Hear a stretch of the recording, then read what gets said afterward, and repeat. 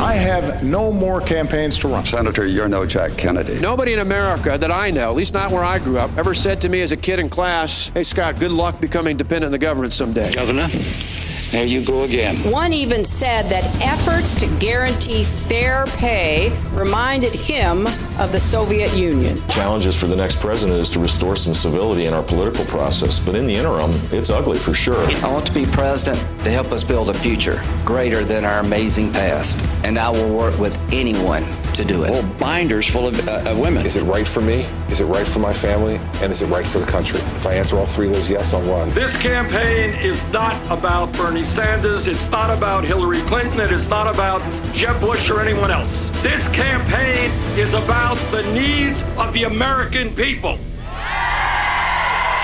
Plays for the presidency. As we love to do, we welcome Alan Kelly to the studio. He is the founder of the D.C. area competitive strategy firm Playmaker Systems, and also the man who put together the first periodic table of politics, the standard table of influence, which is what we use here on our Plays for the Presidency so we can better understand all the gamesmanship that goes on. And yes, there's a bit of gamesmanship in it all. Alan, of course, tweets at Playmaker Alan, that is ALAN. You can do so, tweet to him at any time during this conversation. Welcome to the studios. Top of the morning, Tim. Yes, indeed. So, had a few plays this week, maybe? Oh, yeah. Yeah, well, gee, where shall we start? I don't know. Well, let's just start in general. Okay. At the very beginning, a very good place to start. When you read, you begin with ABC. Never mind.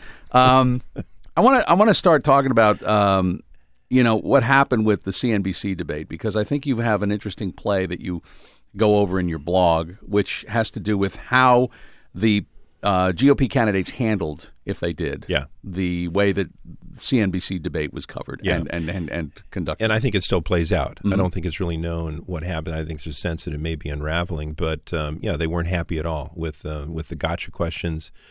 And we've talked about this, that the media is not shy at all to step outside their role as reporters, to be inquisitors, and to try to pull and draw a reaction that maybe that their subject shouldn't maybe a line that they shouldn't cross. And that play is called a bait. Mm-hmm. Very right-sided, if you will, on our spectrum of possibilities. It's a provoking play.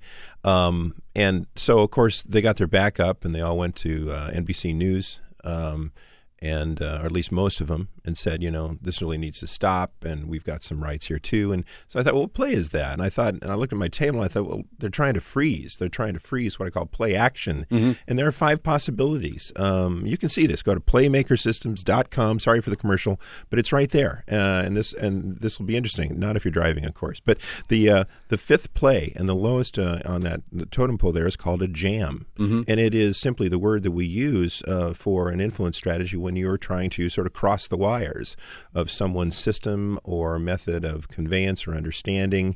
It's taken from the metaphor of Cold War, Iron Curtain stuff. And I think that's what they were trying to do. They were trying to cross-wire or to some extent sabotage the system that they have been subject to. I have 2 questions on that. Number one, what was President Obama's response called? His play at a DNC get-together was to say, you are a bunch of Republicans. You're talking about how tough you're going to be handling Vladimir Putin and China, and you can't even handle a bunch of CNBC moderators. Well, that would be a call out. Okay. That's rather easy. He's simply, calling them sissies.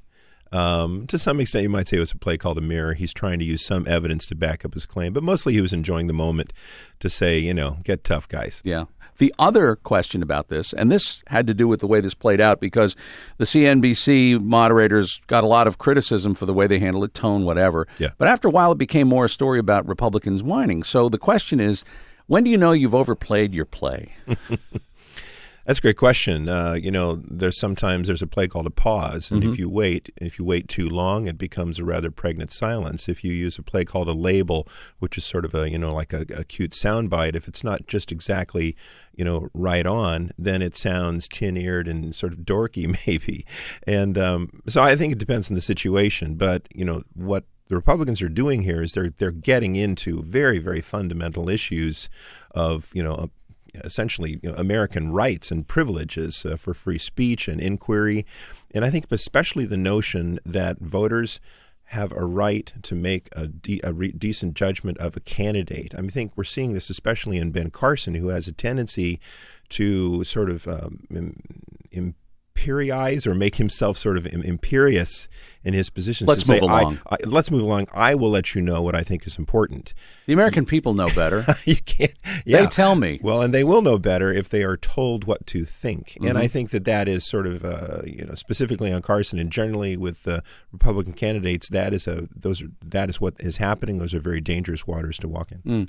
Let's Alan Kelly with us as we talk about the plays for the presidency. You mentioned Ben Carson, but there was something else that happened in the undercard of the debates this week that struck me, and I was kind of curious. Governor Bobby Jindal from Louisiana was going after Chris Christie on the stage. Yeah. Chris Christie was saying, thank you, Bobby, but then he turned the conversation to Hillary Clinton. Mm-hmm. He was sort of redirecting it away from himself and talking about Hillary Clinton. Bobby Jindal was trying to build himself up by comparing himself to somebody else on this stage and the stage on the debate that was going to be afterwards.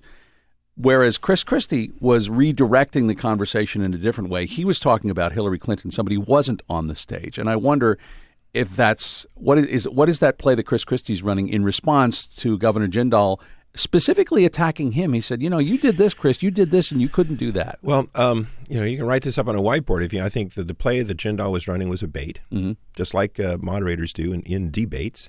I think you could say that Chris Christie, the play that he ran was a pass or a pause. He did not want to dignify that. You could say then he pivoted, or what we call in our system a recast. He says, actually, the real issue here is, boom, and then he went to his new favorite target, Hillary Clinton. And that brings up, as you sort of look at the undercard and the overcard per se, and how the candidates reacted, it seemed that there is sort of a general, maybe when they're talking to NBC News, they just said, hey, by the way, we ought to be, focusing on Hillary. And almost everybody seemed to do that with one exception, and that is John Kasich, who decided that maybe the target for a little while ought to be Trump. But other than that, everyone seemed to say, hey, let's go after Hillary. Mm-hmm. Once again, we are talking to Alan Kelly here, the plays for the presidency. Let's turn to the Democrats for a moment, because a lot of people have continued to look back at the gift that Senator Bernie Sanders gave to Hillary Clinton. As you had noted, he seems keen to shrink the life ring that he tossed Hillary Clinton. Yeah, deflate it. Can you call it back, though? Is that sort of like, the toothpaste is out of the tube, the cow's out of the barn? I mean, whatever kind of expression you want to come up with, it might be a little late to do that. There's a lot of speculation on this, which, of course, I'll cave to. Which we always do. We love it. Yeah. Well, he's put himself in a really difficult position, and that is that he has said so categorically, I will not campaign negatively. When you do that, again, from my perspective, you rob yourself of about half the plays that you could run. Mm-hmm. and so that means you got to be very, very creative and really extra clever. Well, if he is pulling back the life ring and saying, well, by the way, yes, of course, I'm sick of the emails, but of course, I'm not sick, however, and this is the subject, I'm not sick of the FBI investigations about the emails. Well, he really is crossing the line of propriety that he has drawn. Mm-hmm. And I think it will create some problems, because his brand of candidacy is built so much on a foundation of authenticity and honesty and straightforwardness. And I think that Hillary will easily be able to counter him and say, now, what is going on, Bernie? Oh, and by the way, she has already done that. She has called attention to his issues, things that she disagrees with him on. What strikes me also when he says, I won't do a negative ad, negative we would think of as attacking a personal attack. But the problem is, as you bring up, if you say I'm not going to do any negative ads, people interpret that as any way they want. And so you can come back and say, that's a negative ad. I thought you weren't going to do that. It doesn't even matter if it's accurate or not. It's just, oh, I thought you weren't going to do that. And then he calls into question, as you say, one of his biggest brands, which is authenticity. I'm not a regular politician. I am something totally different. Yeah, I think he's in a tough spot. I think that he is probably sincerely questioning his viability outside his immediate base, and so he's got to take some risks strategically to begin to expose Hillary on what he would regard as legitimate issues. But I think they are going to look negative. My guess is, Alan Kelly, on this last stretch here for Hillary Clinton, and I say stretch because there's a long way to the convention. A year, yeah. But we do have our first contest in February. But at this point, unless something really weird happens, she's going to be the nominee for the Democrats. That said, I would guess that her play over the next several weeks, she will be doing as many pauses and fiats she can. The pauses because no reason to it, to get involved, let people get in the dirt, and the fiats just like, oh, here's my new policy on this, and here's my statement. Yeah, she could play a prevent defense, I suppose.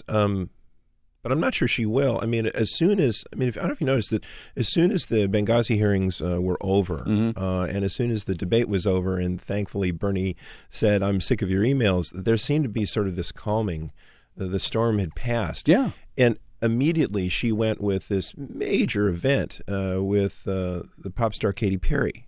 Mm-hmm. Let Katy Perry run her Instagram for a day or something like that. Right. I mean, this is the play she's running there is peacocking. It's very, very overt. It's it's very chummy. It's very celebrity oriented, and it's very self-centered. Look at me, babe. I thought that kind of play for her was premature, presumptuous, and could get her in trouble. Mm-hmm. So I'm not sure that she is going to actually go quiet into Iowa. Maybe she should, though. Maybe she should. Yeah. But I don't think she will. Okay. All right. Giving us a lot to chew on. Thank you. As always, Alan, thank you. You bet, Tim. Alan Kelly, the place for the presidency. Alan, of course, joins us as we talk about this. And check out the website, as we mentioned, and also tweet at Playmaker Alan, ALAN.